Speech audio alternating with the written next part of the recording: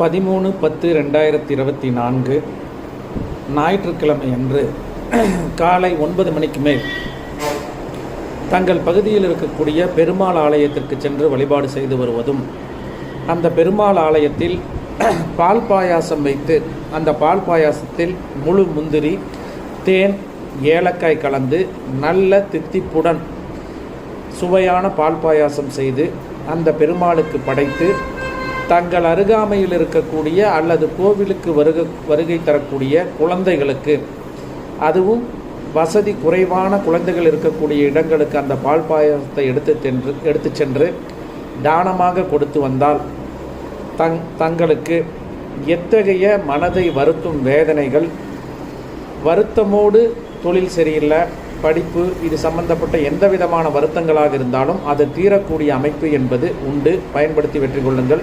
நன்றி.